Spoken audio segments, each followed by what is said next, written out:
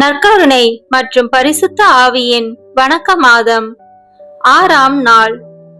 இன்று வலிமை தரும் நற்கருணையும் பரிசுத்த ஆவியும் என்ற தலைப்பில் தியானிப்போம். அன்பான சகோதர சகோதரிகளே, இன்று நாம் தியானிக்க போவது வலிமை, அதாவது ஸ்ட்ரென்த்.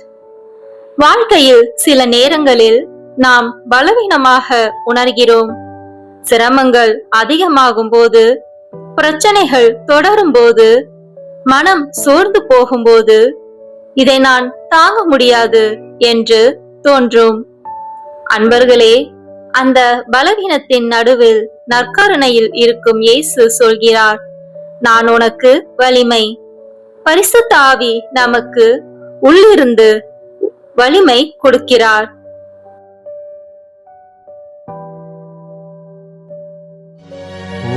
பரிசுத்த ஆவியே, என் ஆன்மாவின் ஆன்மாவே, உம்மை ஆராதனை செய்கின்றேன். இறைவா, ஆராதனை செய்கின்றேன். ஓ பரிசுத்த ஆவியே, என் ஆன்மாவின் ஆராதனை செய்கின்றேன். இறைவா, ஆராதனை செய்கின்றேன். தூய ஆவியின் அருள் கொடைகளை வேண்டி ஜெபிப்போம். தூய ஆவியே, எழுந்தருள்வீர். வானினின்று உமது பேரொளியின் அருச்சுடர் எம்மீது அனுப்பிடுவீர். எளியவர் தந்தாய், வந்தருள்வீர். நன்கொடை வள்ளலே, வந்தருள்வீர். இதய ஒளியே, வந்தருள்வீர். உன்னத ஆறுதலானவரே, ஆண்மை இனிய விருந்தினரே, இனிய தன்மையும் தருபவரே, உழைப்பில் களைப்பை தீர்ப்பவரே, வெம்மை தணிக்கும் குளிர் நிழலே, அழுகையில் ஆறுதலானவரே, உன்னத பேரின்ப ஒளியே, உம்மை விசுவசிப்போருடைய நெஞ்சின் ஆழம் நிரப்பிடுவீர். உமதருள் ஆற்றல் இல்லாமல் உள்ளது மனிதனில் ஒன்றும் இல்லை. நல்லது அவனில் ஏதும் இல்லை. மாசு கொண்டதை கழுவிடுவீர். வறட்சியுற்றதை நனைத்திடுவீர். காயப்பட்டதை ஆற்றிடுவீர். வணங்காதிருப்பதை வளைத்திடுவீர். குளிரானதை குளிர் போக்கிடுவீர். தவறி போனதை ஆண்டருள்வீர்.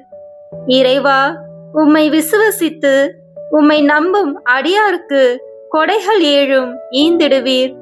புண்ணிய பலன்களை வழங்கிடுவீர். இறுதியில் மீட்பும் ஈந்திடுவீர். அழிவில்லா இன்பம் அருள்வீரே. ஆமீன். நாம் மனிதர்கள், நமக்கு எல்லைகள் இருக்கிறது. உடல் சோர்வு, மன அழுத்தம், ஆன்மீக தளர்ச்சி. சில நேரங்களில் நாம் விட்டுவிட வேண்டும் என்று நினைக்கிறோம். இதற்கு பிறகு முடியாது. அன்பர்களே, இந்த உணர்வுகளை இயேசு அறிகிறார். அவர் சிலுவையை சுமந்தபோது விழுந்தார். அவர் துன்பத்தை அனுபவித்தார். ஆனால் அவர் நிறுத்தவில்லை. அவர் தந்தையின் வலிமையில் நடந்தார். அதே வலிமை இன்று உங்களுக்கு கிடைக்கும். பரிசுத்த ஆவி நமக்குள் ஒரு சக்தியாக செயல்படுகிறார்.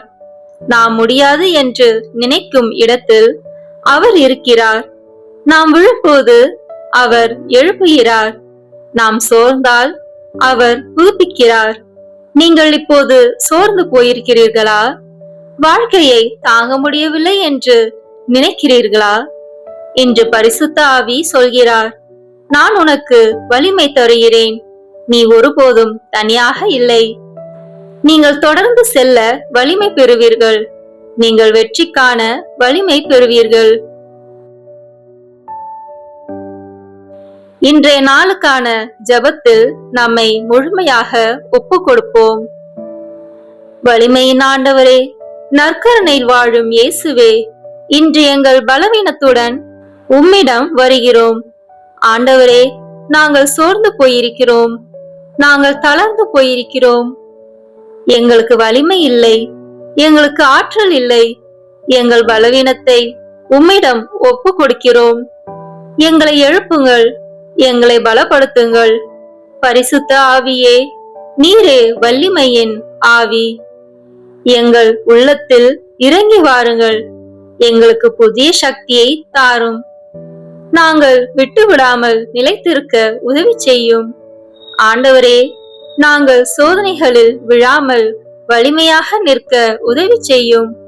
எங்கள் மனதை உறுதியாக்குங்கள், எங்கள் நம்பிக்கையை பலப்படுத்துங்கள். நற்கருணை இயேசுவே, எங்கள் வலிமையாக இருங்கள். பரிசுத்த ஆவியே, எங்களை நிரப்புங்கள். இன்று முதல் நாங்கள் வலிமையில் வாழ தீர்மானிக்கிறோம். ஆமேன். அன்பர்களே, பலவீனம் ஒரு முடிவு அல்ல, அது தேவனின் வலிமை ஆரம்பிக்கும் இடம். நீங்கள் சோர்ந்திருந்தாலும் தேவன் உங்களை புதுப்பிக்கிறார். நீங்கள் விழுந்தாலும் அவர் உங்களை எழுப்புவார். நீங்கள் தனியாக இல்லை, நற்கருணை இயேசு உங்களுடன் இருக்கிறார். பரிசுத்த ஆவி உங்களை பலப்படுத்துகிறார். இன்று நீங்கள் தாங்கும் சுமை நாளை ஒரு சாட்சியாக மாறும். இன்று உறுதியாக சொல்லுங்கள், நான் பலவீனத்தில் வலிமை காண்கின்றேன். நான் தேவனின் வலிமையில் நடக்கிறேன். நான் விடமாட்டேன். இந்த தியானத்தின் கிருபை உங்கள் வாழ்க்கையில் ஆழமாக செயல்படட்டும். உங்கள் இதயம் வலிமை பெறட்டும். உங்கள் வாழ்க்கை வெற்றியாக மாறட்டும். நற்கருணை இயேசுவின் அருளும் பரிசுத்த ஆவியின் வலிமையும் எப்போதும் உங்களுடன் இருப்பதாக. ஆமேன், ஆமேன், ஆமேன். இந்த வீடியோ உங்களுக்கு பிடிச்சிருக்குன்னா லைக், ஷேர், கமெண்ட் பண்ணுங்க. மறக்காம சப்ஸ்கிரைப் பட்டன் பிரஸ் பண்ணுங்க. தேங்க்யூ.